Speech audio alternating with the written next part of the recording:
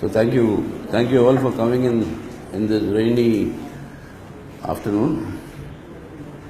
Well, anyway, most of you from Kerala must be used to this rains, but for Delhi people this is a little unusual that this continues for such long. And secondly, thank you for coming, because this is a press conference that is specifically addressing the issue of higher education in India.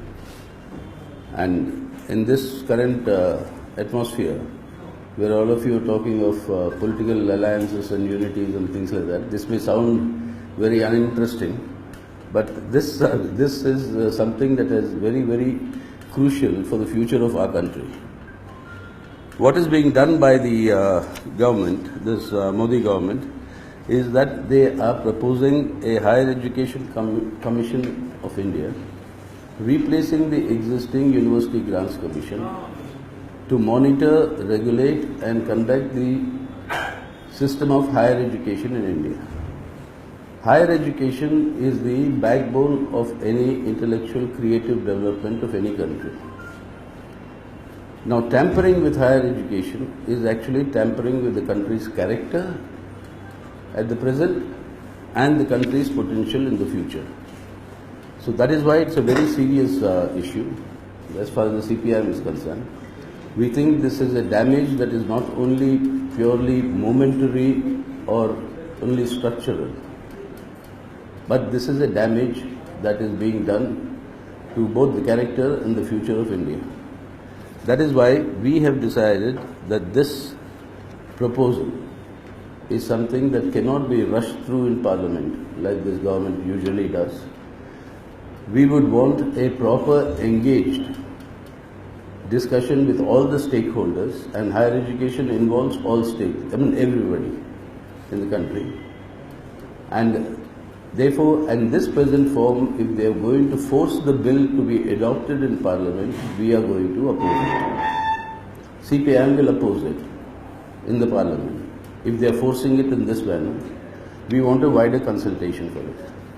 The reasons are clear. What is the government saying?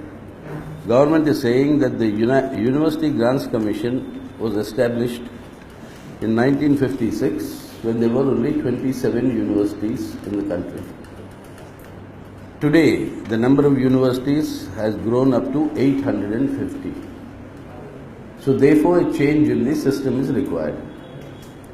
But the basic point is that this growth from 27 to 850 happened under the UGC. So the fact that it could grow to this extent is actually not to discredit the UGC, but actually to see that it has kept pace with the years and development. But they're using this as the excuse to undermine the UGC. Behind this, we think there is a certain philosophy which this government is pursuing, and that is what we've always termed as the 3 C's. That is commercialization, communalization and centralization. And it is these 3 which is the ideological motivation for all the changes in the sphere of education, particularly higher education. In the name of this change of abandoning UGCs, you are giving a big push to private institutions. Education is being reduced to profit-making shops that are opening up, and it is these shops, irrespective of the quality of education that they give, that they are catering to a large section of our youth who are unable to get admission in quality institutions. The World Bank, IMF and the international organizations, where under the WTO negotiations, education is termed as a service, which is a commodity. So, world trade in services, in that gamut, education is now included, which means foreign universities automatically can enter. What they teach, etc., is not the prerogative of the concerned country. So we lose control over what is being taught, and education should always be in conformity with the constitutional values of the Indian Republic. This is being assaulted through the first C, that is commercialization, privatization, etc. The second one is the centralization. Now, in our country, there are 384 out of these 850 universities. 384 universities are what is called the universities of the states, or the state university. They are established by the state governments. And the state governments' right and control over these universities is now being removed through this new bill, which talks in terms of the Higher Education Commission of India. So it's a direct attack on federalism, on the attack on the rights of the states. And education in our country, those of you who are familiar with the Constitution will know education is in the concurrent list. It is not in the state list nor in the central list, but is in the list where both the state and the center have to jointly play a role. By this introduction of this new bill to replace the UGC, this is an assault on center-state relations, and particularly the rights of the states in the field of education. State legislatures, state governments, legislatures, their right, like JNU, Delhi University, Jamia Millia, and your Aligarh, these are all central universities on the basis of legislations adopted by the Parliament. State universities are adopted by legislations of the legislature. Their rights are now under attack because they fall under the purview of this centralized act or body. The third C, communalization. This is the crux of the entire changes in education that is happening. In the urge to undermine the secular democratic character of the Indian Republic and to replace it with the RSS fascistic vision of a Hindu Rashtra, what is required is to control the education and the value systems imparted to our youth. So the whole effort is to change the curricula, change the administration of education, whereby the study of history in India is being reduced to the study of Hindu mythology. That is why every single minister, including the Prime Minister, always talks of Indian history in terms of Ramayana and Mahabharata. That is the foundation of Indian history. They want to reduce our syncretic culture. I mean, thousands of years of confluences, of civilizational confluences that have come in here, and the various streams of intellectual and the philosophical thought, all that will be erased in order to straitjacket it into what suits the Hindutva agenda. The study of Indian philosophy is sought to be reduced to the study of Hindu theology. In ancient India, even the most right-wing person accepts that there were 6 schools of philosophy, of which 4 were materialistic. And you had our own religions, Buddhism, Jainism, later Sikhism, all born here, different, all that will be erased to talk only of Hindu theology and Hindutva. Now this is the ideological project, and this is what I would term as an assault on reason.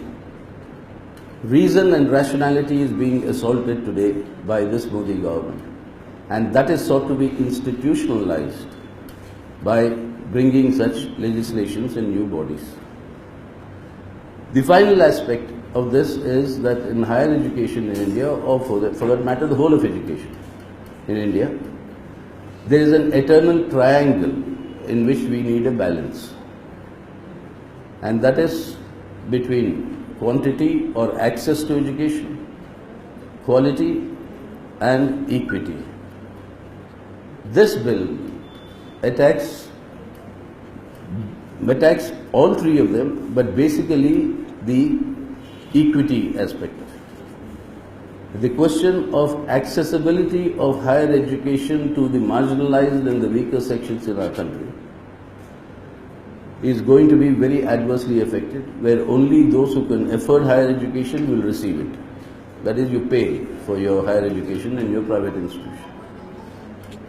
So instead of getting a balance between quantity, quality and equity, what is being done is to not merely disturb this balance, attack the access to education for your Dalits, your scheduled tribes, your other backward castes, and in this way promote social inequality and inequity.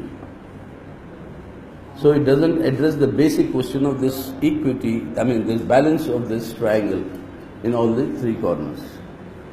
So this is why we are firmly opposed to this. It's not merely one legislation, but this is changing the character of the way Indian youth are going to think. It is an assault on their thought process, it's an assault on reason, and instead of rationality being promoted, and what we talk in our constitution as the promotion of scientific temper, this is the word our Constitution of India uses. The state's endeavour will be to promotion of scientific temper. Instead of promoting scientific temper, what is being done is complete communalization of the education system. So what the CPIM has decided that in Parliament we shall oppose the bill in this form. We will pray for it, we will press for it that if at all the government wants to go ahead with it, then it should go to the Parliamentary Standing Committee with a widespread discussion with all the stakeholders, and only then we should come to a conclusion on whether to accept this bill or not. Secondly, we have decided that with all the other like-minded secular democratic political parties, intellectuals, educationists, the teaching fraternity, the students, we shall forge a broad platform to oppose this move and to oppose this entire effort to control higher education in India, to achieve their ideological project of transforming the secular democratic Indian Republic into a rabidly intolerant fascistic Hindu Rashtra, as I would call it. In order to do this, what effort they are making in order to oppose that, a broad platform will be forged, and we shall take the issue to the people and to build up a popular movement against this. So that is what this is Comrade Nilotpal Basu, all of you know. He is a member of the Politburo of the CPM, and he looks after teachers and the students wing of the party. So, and therefore on all issues concerning education. And he's got a role to play. You want to say something? No, actually, you see the figures themselves are revealing. I will just give you for entry to medical colleges. We had,